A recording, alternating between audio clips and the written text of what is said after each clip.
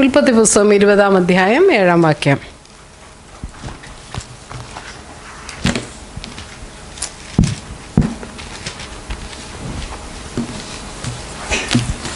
ഇപ്പോൾ ആ പുരുഷനെ അവൻ്റെ ഭാര്യയെ മടക്കി കൊടുക്കാം. അവൻ ഒരു പ്രവാചകനാകുന്നു. നീ ജീവനോടിരിക്കേണ്ടതിനെ അവൻ നിനക്ക് വേണ്ടി പ്രാർത്ഥിക്കട്ടെ. അവളെ മടക്കി കൊടുക്കാതിരുന്നാലോ നീയും നിനക്കുള്ളവരൊക്കെ മരിക്കേണ്ടി വരുമെന്ന് അറിഞ്ഞുകൊള്ളുക എന്ന് അരുളി ചെയ്തു. ഇതൊരു കഠിനമായിട്ടുള്ളൊരു വാക്കായിട്ട് നമുക്ക് തോന്നും അല്ലേ? ദൈവം പറയുന്ന ഒരു ഭാഗമാണിത്.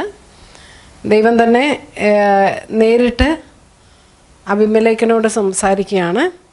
അപ്പോൾ കുറച്ച് കഠിനമായി പോയി എന്ന് തോന്നുന്നുണ്ടോ ഇത് വായിക്കുമ്പോൾ?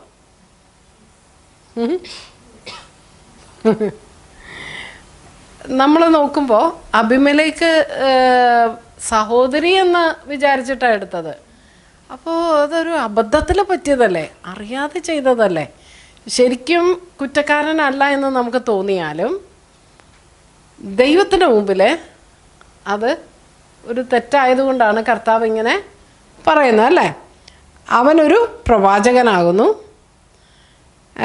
നീ ജീവനോടിരിക്കേണ്ടതിന് അവൻ നിനക്ക് വേണ്ടി പ്രാർത്ഥിക്കട്ടെ.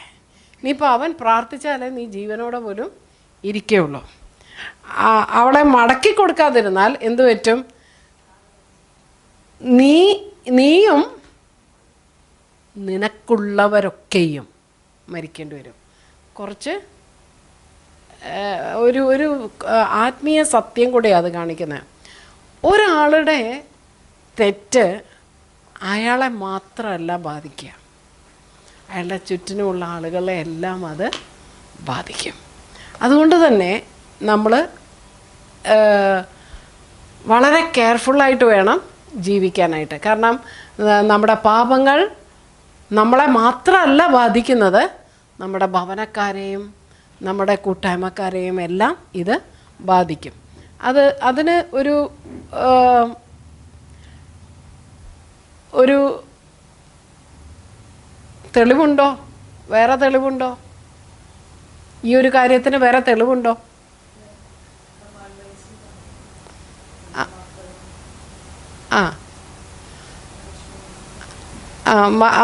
പറയുന്നുണ്ടാവും. എന്നാലും നമുക്ക് കുറച്ച് ഇത് നോക്കാം, കുറച്ച് സംഭവങ്ങൾ നമുക്ക് നോക്കാം. ഒന്ന്, മിറിയാം പാപം ചെയ്തു അല്ലേ. മോശയ്ക്ക് വിരോധമായിട്ട് മിറിയാമും അഹരോനും കൂടെ പിറുപിറുത്തു. വലിയ കാര്യമൊന്നുമില്ല നമ്മൾ നോക്കുമ്പോൾ അല്ലേ. ഇത് നമ്മൾ സാധാരണ ചെയ്യുന്നതല്ലേ. പക്ഷേ അന്ന് ഇങ്ങനെ പിറുപിറുത്ത് കഴിഞ്ഞപ്പോഴത്തേക്കും ദൈവം അത് ഭയങ്കര സീരിയസ് ആയിട്ട് എടുക്കുകയും അവളെ പാളയത്തിന് പുറത്ത് 7 ദിവസം ആക്കുകയും ചെയ്തു. അത്രയും ദിവസം ഇവർക്ക് യാത്ര ചെയ്യാനായിട്ട് സാധിച്ചില്ല. ഹോൾ കോൺഗ്രിഗേഷൻ, ഇസ്രായേൽ ജനം മുഴുവൻ അവിടെ താമസിക്കേണ്ടതായിട്ട് വന്നു. ഇത് കാരണം അവർക്ക് മുന്നോട്ട് പോകാനായിട്ട് പറ്റിയില്ല. അതൊരു സംഭവമാണ്. 7 ദിവസമാണ് അതെടുത്തത് തിരിച്ച് മിറിയാമിനെ എടുക്കാനായിട്ട്. ആഖാൻ പാപം ചെയ്തപ്പോൾ എന്താ സംഭവിച്ചത്? ഒന്നും സംഭവിച്ചില്ലേ? ഹായി പട്ടണത്തിലേക്ക് ഇവര് പോവുകയാണ്. വളരെ ചെറിയൊരു പട്ടണമായതുകൊണ്ട് 2000-3000 പേരെ വിട്ടാൽ മതി, വെറുതെ എല്ലാവരെയും കൂടെ ഒന്നും പോകണ്ട എന്നൊക്കെ പറഞ്ഞിട്ട് അത്രയും സിമ്പിളായിട്ട് ഇവർക്ക് തോന്നി. അങ്ങനെ പോയ ഒരു സ്ഥലത്ത് നിന്നാണ് ഇവർ തോറ്റോടേണ്ടതായിട്ട് വന്നത്. അപ്പോൾ ആഖാൻ ചെയ്ത ഒരു തെറ്റിന് ഇപ്പോൾ ഈ സഭയ്ക്ക് മുഴുവനും ഇപ്പോൾ ബാധിച്ചില്ലേ? ബാധിച്ചു അല്ലേ. അപ്പോൾ ഈ ആഖാൻ എന്താ തെറ്റ് ചെയ്തത്? എരിഹോ പട്ടണം അത് മുഴുവൻ, അതിൻ്റെ അകത്തെ എല്ലാ സാധന സാമഗ്രികളും നശിപ്പിക്കണം. അത് യഹോവയ്ക്ക് ശപഥാർപ്പിതമാണ്. അത് ദൈവത്തിന് ആദ്യത്തെ പട്ടണമാണ്. അപ്പോൾ അത് ഈ ശപഥാർപ്പിതമായിട്ട് ദൈവത്തിന് കൊടുക്കണം എന്ന് പറഞ്ഞു. പക്ഷേ അതിൻ്റെ അകത്തുനിന്ന് കുറച്ച് സാധനങ്ങൾ എന്തൊക്കെയായിരുന്നു? അത് സ്വർണ്ണക്കട്ടി, വെള്ളി നാണയങ്ങൾ, ബാബിലോണിയ മേലങ്കി, ഇത്രയും സാധനങ്ങൾ ഇയാൾ എടുത്തിട്ട് അയാളുടെ ടെൻറ്റിൻ്റെ അകത്ത് കുഴിച്ചിട്ടിട്ടുണ്ടായിരുന്നു. അപ്പോൾ ആ ഒരൊറ്റ കാര്യമാണ് ഇവരെ ഈ തോൽവിയിലേക്ക് നയിച്ചത്. അപ്പോൾ യോശുവയ്ക്ക് പേടിയായി. കാരണം എന്താണെന്ന് പറഞ്ഞാൽ ഇതുവരെ ഇവരെ ജയത്തിൽ ഇങ്ങനെ നടത്തിക്കൊണ്ട് വരികയായിരുന്നു. ഇപ്പോൾ ഇവരുടെ മുമ്പിൽ, ചെറിയൊരു പട്ടണക്കാരുടെ മുമ്പിൽ തോറ്റാൽ ബാക്കിയുള്ള സകല ജനങ്ങളും ഇതാ കേൾക്കും, അവരെല്ലാവരും വന്ന് ഇവരെ നശിപ്പിച്ചു കളയും. അതുകൊണ്ട് ആ ഭയത്തോടു കൂടെയാണ് യോശുവ ദൈവത്തിൻ്റെ സന്നിധിയിൽ, യോശുവയും മൂപ്പന്മാരും എല്ലാം ദൈവത്തിൻ്റെ സന്നിധിയിൽ തലയിൽ മണ്ണൊക്കെ വാരിയിട്ട് പെട്ടകത്തിൻ്റെ മുമ്പിൽ കമന്ന് കിടന്നു, പ്രാർത്ഥിച്ചു. ദൈവം പറഞ്ഞു, മതി, എഴുന്നേക്ക്. ഈ ശബദാർപ്പിതത്തിൽ തെറ്റ് ചെയ്തുകൊണ്ടാണ്. അപ്പോൾ അവർ ഓരോ ഗോത്രം, കുലം, കുടുംബം എന്നിങ്ങനെ നോക്കി അവസാനം ആകാനെ പിടികൂടുന്നു. അതിനുശേഷം എന്താണ് അവിടെ ചെയ്തതെന്ന് നോക്കുക. അവനെ തീയിട്ട് കൊന്നുകളയണമെന്ന് പറഞ്ഞു. അപ്പോൾ ഇവർ എന്ത് ചെയ്തു? ആകാനെ മാത്രമാണോ? ആകാനെ ഭാര്യ, മക്കള്, കന്നുകാലി, എല്ലാ സമ്പത്തും ഒന്നിച്ച് ഇവർ കല്ലെറിഞ്ഞ് ചുട്ട് അവിടെ ഒരു കൂമ്പാരമാക്കി അവർ വെച്ചു, എല്ലാവർക്കും ഒരു സാക്ഷ്യത്തിനായിട്ട്. See, this is what happens to anybody who rebels. ഇത് കാണിക്കാനായിട്ടാണ് അവരങ്ങനെ ചെയ്തത്. അതെപ്പോഴും അവർക്ക് കാണുമ്പോൾ തോന്നുമല്ലേ, ഓ, ആഖാൻ്റെ തെറ്റ് ഇത്ര അധികം ഒരു ശിക്ഷയ്ക്ക് കാരണമായി എന്ന് അവർക്ക് മനസ്സിലാകാൻ വേണ്ടിയിട്ട് അങ്ങനെ അവർ ചെയ്തു. ഇനി ദാവീദിൻ്റെ പാപം എന്താ? ദാവീദ് പാപം ചെയ്ത് ആളുകളെ എണ്ണാൻ പറഞ്ഞു, അല്ലേ? എണ്ണാൻ പറഞ്ഞു. ആ സമയത്ത് എന്ത് പറ്റി? എത്ര ആളാ അന്ന്? എന്നിട്ട് 3 ഓപ്ഷൻ കർത്താവ് വെച്ചു. അതിൻ്റെ അകത്ത് കർത്താവിൻ്റെ കയ്യിൽ തന്നെ വീഴാന്ന് പറഞ്ഞ് പെരുമഴ മതി എന്നങ്ങ് പറഞ്ഞു. ആ സമയത്ത് പെരുമഴ വന്നിട്ട് 70,000 ആളാണ് മരിച്ചത്. ദാവീദ് എണ്ണിയതാണ്, എത്ര പേരെനിക്കുണ്ട് എന്നെണ്ണി. അപ്പോൾ ദൈവം പറഞ്ഞു, നിൻ്റെ എണ്ണലൊക്കെ ഞാൻ ശരിയാക്കി തരാം, അല്ലേ? നീ വലിയ കണക്ക് കൂട്ടുക, നിൻ്റെ കയ്യിൽ എത്രയുണ്ടെന്ന്. നിൻ്റെ കയ്യിലെ കാര്യം ഇങ്ങനെ ഒറ്റ നിമിഷം കൊണ്ട് പോകാവുന്നതേ ഉള്ളൂ എന്നറിയുക. ഇതാണ് ദൈവം അവിടെ കൊടുത്തതായിട്ടുള്ള ഒരു മെസ്സേജ്. അന്ന് ഇതുപോലെ അരവണയുടെ ഓർന്നാൻ എന്ന് പറഞ്ഞ ആളുടെ കളത്തിൻ്റെ മുകളിൽ ദൂതൻ നിൽക്കുന്നത് കണ്ട് അങ്ങനെ അവിടെ വെച്ചൊരു യാഗം കഴിക്കാനായിട്ട് വന്നപ്പോൾ കർത്താവ് തന്നെ സ്വർഗത്തിൽ നിന്നും തീ ഇറക്കി അത് ആ യാഗം ദഹിപ്പിച്ച് കളഞ്ഞു. അത് കണ്ടപ്പോൾ ദാവീദിന് ഭയങ്കര സന്തോഷമായി. ഈ സ്ഥലം വിശുദ്ധ സ്ഥലമാണ്, ദൈവം പ്രാർത്ഥന കേൾക്കുന്ന സ്ഥലമാണ് എന്ന് പറഞ്ഞാണ് അവിടെ ഇന്ന് യെരൂശലേം ദേവാലയത്തിനായിട്ട് ആ സ്ഥലം വേർതിരിക്കാനായിട്ട് ഇടവന്നത്.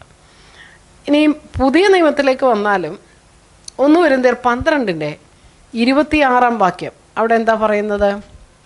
അതിനാൽ ഒരു അവയവം കഷ്ടം അനുഭവിക്കുന്നെങ്കിൽ അവയവങ്ങൾ ഒക്കെയും കൂടെ കഷ്ടം അനുഭവിക്കുന്നു. ഒരു അവയവത്തിന് മാനം വന്നാൽ അവയവങ്ങൾ ഒക്കെയും കൂടെ സന്തോഷിക്കുന്നു.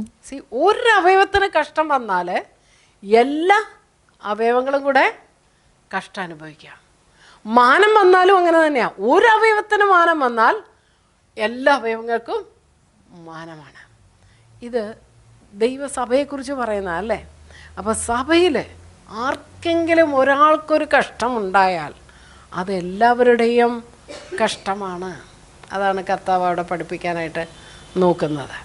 അപ്പോൾ ഇങ്ങനെ നമ്മൾ മനസ്സിലാക്കേണ്ട ഒരു കാര്യം അപ്പോൾ എന്താണ്? എന്ത് പ്രശ്നവും നമ്മുടെ ജീവിതം കൊണ്ട് വരികയാണെങ്കിൽ അത് നമ്മളെ മാത്രമല്ല ബാധിക്കുന്നത്, നമ്മുടെ കുടുംബത്തെ, നമ്മുടെ സഭയെ എല്ലാം ഇത് ബാധിക്കും. സോ അതുകൊണ്ടാണ് നമ്മുടെ ജീവിതം നമ്മൾ സൂക്ഷ്മതയോടെ, അല്ലേ? പ്രവാസകാലം എങ്ങനെ കഴിക്കണം എന്ന് പറഞ്ഞേ? ഭയത്തോടെ കഴിക്കണം. ഈ ഭൂമിയിലുള്ള മാസം അവിടെ നമ്മൾ ഭയത്തോടെ കഴിക്കണം എന്ന് പറയുന്നത് ദൈവഭയത്തിൽ ജീവിക്കണം. അതാണ് കർത്താവ് ആഗ്രഹിക്കുന്നത്. റോമർ 6:14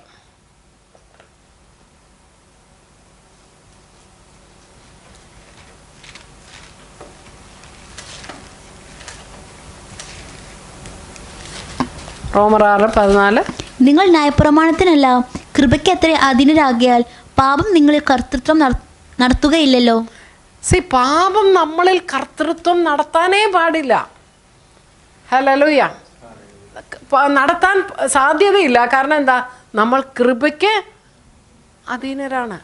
നമ്മൾ കൃപയ്ക്ക് കീഴിലാണെങ്കിൽ പാപം നമ്മുടെ മേൽ അധികാരം എടുക്കുവാൻ സാധ്യമല്ല. അപ്പം അതുകൊണ്ട് നമ്മൾ എപ്പോഴും കൃപയെക്കുറിച്ച് ബോധമുള്ളവരായിട്ട് ഇരിക്കണമെന്ന് ദൈവം ആഗ്രഹിക്കുന്നു. കൃപയുള്ളപ്പോൾ എന്തില്ല? പാപം നമ്മുടെ മേൽ അധികാരമെടുക്കുവാൻ സാധ്യമല്ല. കാരണം ദൈവം കൃപ ചെയ്യുമ്പോൾ നമുക്ക് അർഹതയില്ലാത്ത, നമുക്ക് ദയ വേണ്ടപ്പോൾ ദയം തന്ന്, അതുകൂടാതെയാണ് അർഹതയില്ലാത്ത നന്മയും കൂടെ കർത്താവ് നമുക്ക് തരുന്നത്. ഹല്ലേലൂയ. എന്ന് മാത്രമല്ല, കൃപ നമുക്കുള്ളപ്പോൾ പാപത്തെ മറികടക്കുവാൻ വേണ്ടുന്നതായിട്ടുള്ള ശക്തി ആണ് ഈ കൃപയിലൂടെ നമുക്ക് ലഭിക്കുന്നത്. പാപത്തെ ജയിക്കുവാനുള്ള ശക്തിയാണ് ഈ കൃപയിലൂടെ നമുക്ക് ലഭിക്കുന്നത്. അതുകൊണ്ട് നമ്മൾ ഇപ്പോൾ പാപത്തിന് അധീനരല്ല പുതിയ നിയമത്തിൽ. Hallelujah, hallelujah. അപ്പോൾ ഇതിനെക്കുറിച്ച് പക്ഷെ നല്ല ഒരു ബോധ്യം വേണം.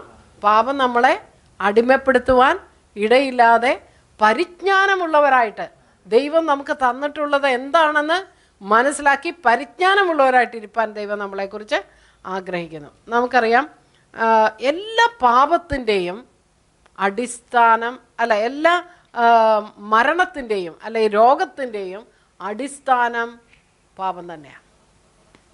പാപമാണ് രോഗത്തിന് കാരണം, പാപമാണ് മരണത്തിന് കാരണം. അല്ലേ? നമ്മൾ പഠിച്ചിട്ടുണ്ട്, പാപത്തിൻ്റെ ശമ്പളം മരണമത്രേ. അപ്പം മരണം എന്ന് പറയുന്നതിൻ്റെ ഒരു ചെറിയ ഒരു വേർഷനാണ് രോഗം എന്ന് പറയുന്നത്. നമ്മുടെ ശരീരത്തിൻ്റെ ഏതെങ്കിലും ഒരു ഭാഗത്തിന് ഉണ്ടാകുന്നതായിട്ടുള്ള ഒരു കാര്യമാണ് ഈ രോഗമെന്ന് പറയുന്നത്. അല്ലേ? അപ്പോൾ ശരിക്കും അതും ഒരു മരണത്തിൻ്റെ ഒരു വിഭാഗം തന്നെയാണ്. മരണത്തിൻ്റെ ഒരു ചെറിയ വേർഷനാണ്. അല്ലേ? ഏതെങ്കിലും ഒരു അവയവത്തിനാണ് കേട് സംഭവിക്കുന്നത്. അപ്പോൾ മരണം വന്നത് എന്തുകൊണ്ടാണ്? ലോകത്തിൽ വരാൻ തന്നെ കാരണം എന്താണ്?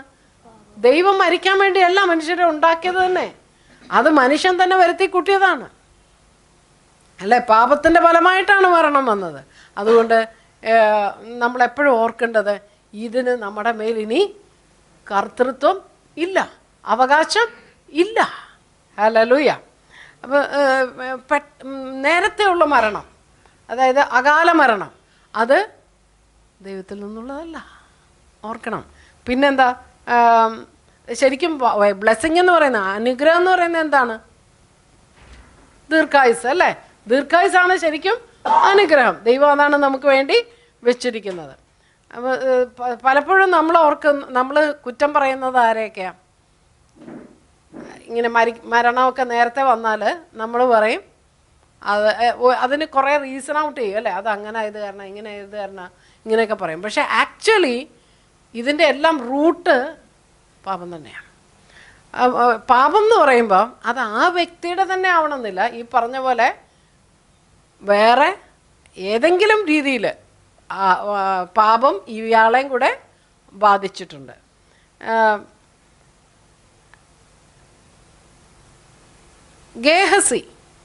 ഗേഹസി ഇങ്ങനെ എന്ത് ചെയ്തു?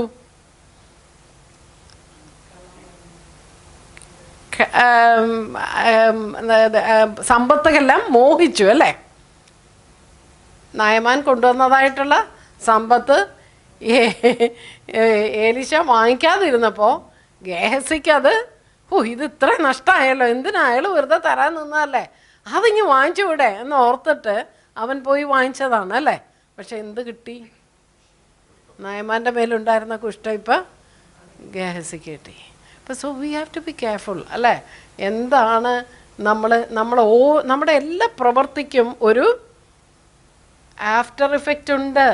അത് ദൈവം പറഞ്ഞിട്ടില്ലാത്തതൊന്നും നമുക്ക് വേണ്ട, ദൈവം തരാത്തതൊന്നും നമുക്ക് വേണ്ട എന്ന് നമുക്ക് വെക്കാനായിട്ട് കഴിയണം. ഹല്ലേലൂയ. ദൈവം എന്ത് നല്ലതെന്ന് പറയുന്നു അത് നമുക്ക് നല്ലതാകണം. ദൈവം എന്ത് വെറുക്കുന്നുവോ അത് നമ്മളും വെറുക്കുവാൻ തുടങ്ങണം. നമ്മൾ ശരിക്കും എന്താണ് നമ്മൾ കവറ്റ് ചെയ്യേണ്ടത്? ആത്മീയ കാര്യങ്ങൾ നമ്മൾ കവറ്റ് ചെയ്യണം. ഹല്ലേലൂയ. അതെനിക്ക് വേണമെന്ന് ആഗ്രഹിക്കണമെന്ന് ദൈവവചനം നമ്മളെ പഠിപ്പിക്കുന്നു. 1 കൊരിന്ത്യർ 14:1 സ്നേഹം ആചരിക്കുവാൻ ഉത്സാഹിക്കുവിൻ, ആത്മീക വരങ്ങളും വിശേഷാൽ പ്രവചന വരവും വാഞ്ചിക്കുവിൻ. ആത്മീയ വരങ്ങളൊക്കെ വാഞ്ചിച്ചോ.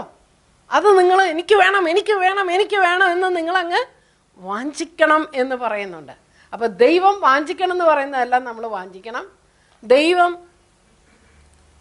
തള്ളിക്കളയണം എന്ന് പറയുന്നതെല്ലാം നമ്മൾ തള്ളിക്കളയണം. ഹല്ലേലൂയ. 12-ാം വാക്യം. അവനും നിങ്ങളും ആത്മവരങ്ങളെക്കുറിച്ച് വാഞ്ചുള്ളവരാകിയാൽ സഭയുടെ ആത്മീക വർധനയ്ക്കായി സഫലന്മാരാകുവാൻ ശ്രമിക്കുവിൻ. Praise the Lord. അപ്പോൾ ആത്മീക വരങ്ങൾ ഉണ്ടായിട്ട് നമ്മൾ സഫലന്മാരാകണമെന്ന് വചനം നമ്മളെ പഠിപ്പിക്കുന്നു. ഇത് നമ്മളെ ഏറ്റവും ക്രേവ് ചെയ്യേണ്ട ഒരു കാര്യമാണ്. വാഞ്ചിക്കണം, അത് കിട്ടിയേ പറ്റുള്ളൂ എന്നുള്ള നിലയിൽ നമ്മൾ വരണം എന്നാണ് വചനം നമ്മളെ പഠിപ്പിക്കുന്നത്. ഹല്ലേലൂയ. നമുക്കറിയാലോ, ഒരു വരം ഉണ്ടെങ്കിൽ അത് എങ്ങനെ നമ്മൾ വ്യയം ചെയ്യുന്നു എന്ന് കർത്താവ് നോക്കിയിട്ട് വേറെ വരങ്ങളും കൂടെ അതിൻ്റെ കൂടെ ആഡ് ഓൺ ചെയ്ത് തരും. ഹല്ലേലൂയ.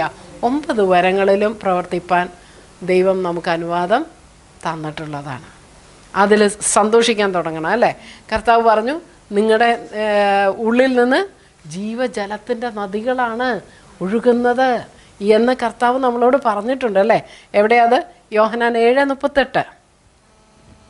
എന്നിൽ വിശ്വസിക്കുന്നവൻ്റെ ഉള്ളിൽ നിന്ന് തിരുവെഴുത്ത് പറയുന്നത് പോലെ ജീവജലത്തിൻ്റെ നദികൾ ഒഴുകും എന്ന് വിളിച്ചു പറഞ്ഞു. അതാ കർത്താവ്, ഹി വാസ് ആക്ച്വലി ഷൗട്ടിങ്. അവിടെ ഉറക്കെ കടന്ന് പറയുകയാണ്, എന്നിൽ വിശ്വസിക്കുന്നവൻ്റെ ഉള്ളിൽ നിന്ന് ജീവജലത്തിൻ്റെ നദികൾ ഒഴുകും. ഹല്ലേലൂയ. ആ ജീവജലത്തിൻ്റെ നദികൾ എന്ന് പറയുന്നത് എന്താണ്? സൗഖ്യത്തിൻ്റെ നദി അല്ലേ? സമാധാനത്തിൻ്റെ നദി, സന്തോഷത്തിൻ്റെ നദി അല്ലേ? ശക്തിയുടെ നദി. ഓ ഹല്ലേലൂയ. ഇതെല്ലാം നമ്മളിൽ നിന്ന് പുറപ്പെടുവാൻ തക്കവണ്ണം ദൈവം തൻ്റെ ആത്മാവിനെ നമ്മുടെ ഉള്ളിൽ വെച്ച് തന്നിരിക്കുന്നു. നമ്മൾ റിലീസ് ചെയ്യുന്നതിനനുസരിച്ച് ഈ നദികൾ ഒഴുകും. എസെക്കിയേൽ 47:9 എന്ത് പറയുന്നു? 47:9 കർത്താവിൻ്റെ സാന്നിധ്യത്തിൽ നിന്ന് ഒഴുകുന്ന നദിയാണ്. പക്ഷെ ഇപ്പോൾ അത് നമ്മുടെ ഉള്ളിൽ നിന്നാണ് ഇവിടെ ഇപ്പോൾ ഭൂമിയിൽ ഒഴുകേണ്ടത്. ഹല്ലേലൂയ. എന്നാൽ ഈ നദി ചെന്ന് ചേരുന്നിടത്തൊക്കെയും ചലിക്കുന്ന സകല പ്രാണികളും ജീവിച്ചിരിക്കും. ഈ വെള്ളം അവിടെ വന്നതുകൊണ്ട് ഏറ്റവും വളരെ മത്സ്യമുണ്ടാകും. ഈ നദി ചെന്ന് ചേരുന്നിടത്തൊക്കെയും അത് പഥ്യമായി തീർന്നിട്ട് സകലവും ജീവിക്കും. ജീവനാണ് ഈ നദി. എന്താണ് കൊണ്ടുവരുന്നത്? ജീവൻ, സമൃദ്ധി, ജീവൻ. ഹല്ലേലൂയ. കർത്താവ് പറഞ്ഞു, ഞാൻ വരുന്നത് ജീവൻ ഉണ്ടാകുവാനും സമൃദ്ധമായി ജീവൻ ഉണ്ടാകുവാനാണ് ഞാൻ വന്നിരിക്കുന്നത്. Price the Lord. ഹല്ലേലൂയ. ഹല്ലേലൂയ. കർത്താവ് നമുക്ക് ഇങ്ങനെയുള്ള ഒരു അനുഗ്രഹമാണ് വെച്ച് തന്നിരിക്കുന്നത്. നമ്മൾ ചെല്ലുന്ന സ്ഥലത്തൊക്കെ എന്തായി തീരും? ആ സ്ഥലം പഥ്യമായി തീരണം. ആമേൻ. ഹല്ലേലൂയ. കാരണം നമ്മൾ ഈ നദിയും കൊണ്ടാണ് നടക്കുന്നത്. Price the Lord. നമ്മുടെ ഉള്ളിൽ നിന്ന് ജീവജല നദികൾ ഒഴുകുമ്പോൾ ആ സ്ഥലത്തെല്ലാം ജീവൻ ഉണ്ടായിരിക്കണം. നമ്മൾ ചെല്ലുന്ന സ്ഥലമെല്ലാം ജീവനുള്ള സ്ഥലമായി മാറണം. ഹല്ലേലൂയ. ഹല്ലേലൂയ. അങ്ങനെയാണോ? ഇപ്പം അങ്ങനെയാണോ? നമ്മൾ ചെല്ലുന്നിടത്തൊക്കെ ജീവനുണ്ടോ? Praise the Lord. യോഹന്നാൻ 11:40 നമ്മൾ മറിയോട് പറയുന്നുണ്ടല്ലേ, കർത്താവ്, വിശ്വസിച്ചാൽ നീ എന്ത് കാണും? ദൈവത്തിൻ്റെ മഹത്വം കാണും. വിശ്വസിച്ചാൽ നീ ദൈവത്തിൻ്റെ മഹത്വം കാണും. നമ്മൾ വിശ്വാസത്തിന് വേണ്ടി നിൽക്കുന്നവരല്ല, വിശ്വാസികളാണ് നമ്മൾ ദൈവത്തിൻ്റെ മഹത്വം കണ്ടുകൊണ്ടിരിക്കുന്നവരാണ്. ജീവജലത്തിൻ്റെ നദികൾ ഒഴുകിയാൽ ദൈവത്തിൻ്റെ മഹത്വം നമ്മൾ കാണും. എവിടെയെല്ലാം നമ്മൾ പോകുന്നു അവിടെയെല്ലാം ദൈവത്തിൻ്റെ മഹത്വം നമുക്ക് ദർശിക്കാനായിട്ട് സാധിക്കും. Price the Lord. കർത്താവ് നമ്മുടെ ഉള്ളിലുണ്ടെങ്കിൽ കർത്താവ് പറയുന്നത് 34-ാം സങ്കീർത്തനം 10-ാം വാക്യത്തിൽ, ബാലസിംഹങ്ങളും ഇരകിട്ടാതെ വിശന്നിരിക്കും, യഹോവയെ അന്വേഷിക്കുന്നവർക്കോ ഒരു നന്മയ്ക്കും കുറവില്ല. Price the Lord. ഹല്ലേലൂയ, ഹല്ലേലൂയ. ഒരു നന്മയ്ക്കും അവൻ കുറവ് വരുത്തുകയില്ല. അത് തന്നെ കർത്താവ് പറഞ്ഞേക്കുന്നത്. Price the Lord. ഇങ്ങനെ നമ്മൾ എവിടെ ചെന്നാലും ജീവനാണ് ഉണ്ടാകേണ്ടത്. അപ്പോൾ എന്ത് ചെയ്യുമ്പോഴാണ് ജീവൻ പോകുന്നത്? ജീവൻ കളയാൻ പറ്റുമല്ലേ? നമുക്ക് മാത്രമല്ല, നമ്മുടെ ചുറ്റിനും ഉള്ളവർക്കും പ്രശ്നം ഉണ്ടാക്കാനും പറ്റും. നമ്മൾ ചെല്ലുമ്പോൾ ജീവനാണോ ഉണ്ടാകുന്നത് അതോ പ്രശ്നമാണോ? ആമേൻ, ഹല്ലേലൂയ. പിറുപിറുക്കാനോ അല്ലേ, മറ്റുള്ള ആളുകൾക്ക് ബുദ്ധിമുട്ടുണ്ടാക്കുന്ന രീതിയിൽ അനുസരണക്കേട് കാണിക്കാനോ, ആഖാനെ പോലെ അല്ലേ, ഗേഹസിയെ പോലെ മറ്റുള്ളവർക്ക് ഉള്ളതല്ല, അവരുടെ കയ്യിലുള്ളതല്ല എൻ്റെ കയ്യിലേക്ക് വരണമെന്ന് വിചാരിക്കുക. ഇങ്ങനത്തെ കാര്യങ്ങളെല്ലാം നമ്മൾ ചെയ്യുമ്പോൾ ആക്ച്വലി നമ്മൾ നാശമാണ് കൊണ്ടുവരുന്നത്. നമുക്ക് മാത്രമല്ല, നമ്മുടെ ഭവനക്കാർക്ക് മാത്രമല്ല, നമ്മുടെ ചുറ്റിനും ആരെല്ലാം ഉണ്ടോ, കുടുംബക്കാർക്ക് മാത്രമല്ല, സഭയിലും നമ്മൾ പ്രശ്നം ഉണ്ടാക്കുകയാണ് ചെയ്യുന്നത്. ഹല്ലേലൂയ. എബ്രായർ 13:17.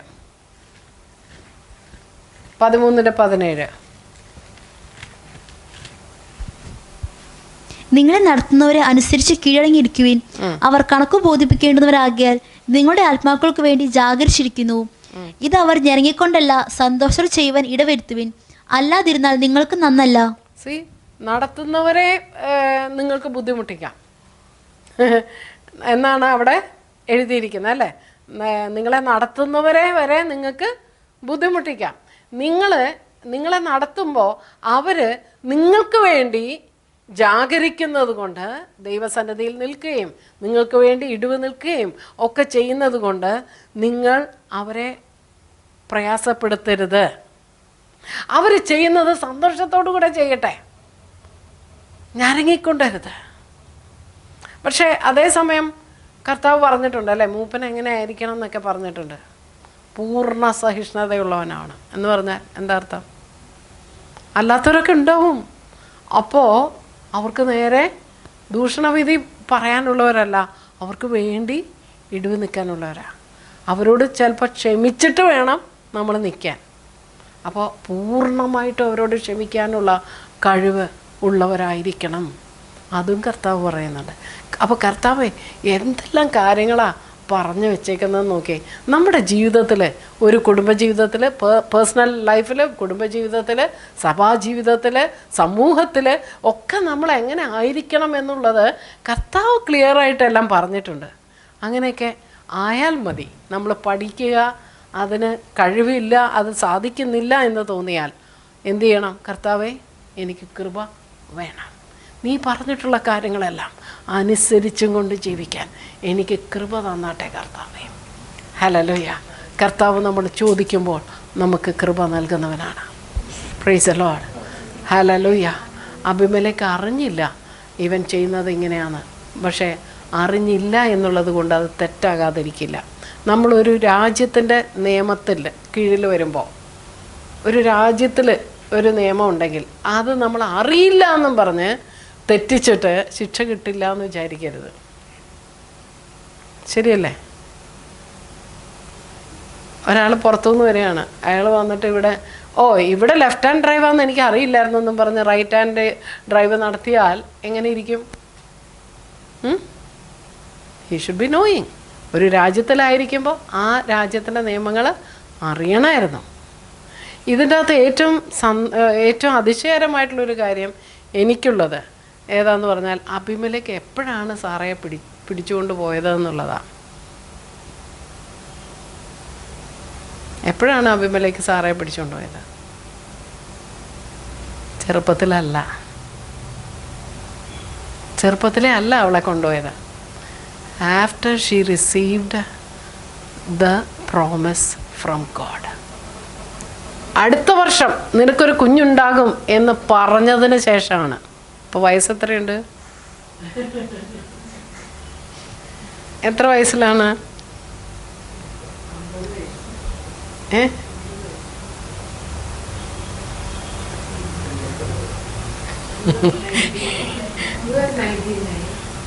89 വയസ്സിലാണ് സാറയെ പിടിച്ചുകൊണ്ട് വന്നത്. That means what? എന്താണ് അതിൻ്റെ അർത്ഥം?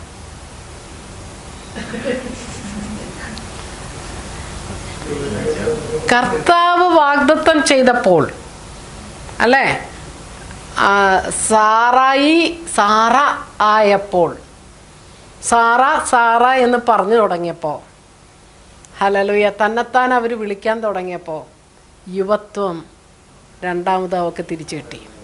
യവനത്തെ പുതുക്കുന്ന ഒരു ദൈവം എന്ന് വചനത്തിൽ വേറെ എവിടെയെങ്കിലും പറഞ്ഞിട്ടുണ്ടോ? നിന്റെ യവനം കഴുകനെ പോലെ പുതുകി വരുമെന്ന് പറഞ്ഞിട്ടുണ്ട് അല്ലേ? അപ്പോൾ ഇത് നടക്കുന്ന ഒരു കാര്യമാണ്.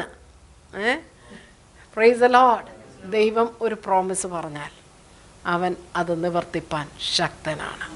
ഹല്ലേലൂയ. അവളുടെ ശരീരം നിർജീവമായി പോയിട്ടും അവളുടെ ശരീരത്തിൽ ജീവൻ ഉളവായി വരുവാൻ കർത്താവ് ജീവൻ്റെ നദി ഒഴുക്കിക്കൊടുത്തു.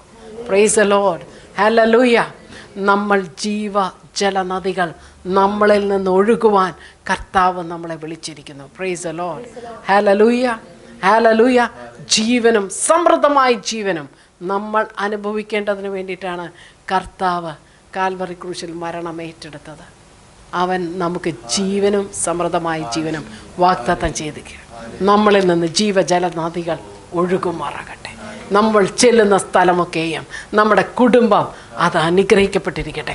അവിടെ ജീവൻ ഉണ്ടായിരിക്കട്ടെ. ഹല്ലേലൂയ. നമ്മുടെ സഭയിൽ ജീവൻ ഉണ്ടായിരിക്കട്ടെ. നമ്മൾ ചെല്ലുന്ന സ്ഥലം അനുഗ്രഹിക്കപ്പെട്ടിരിക്കണം. നമ്മൾ ചെല്ലുന്ന സമൂഹം ഏതാണോ അവിടെയും ജീവൻ ഉണ്ടായി വരണം.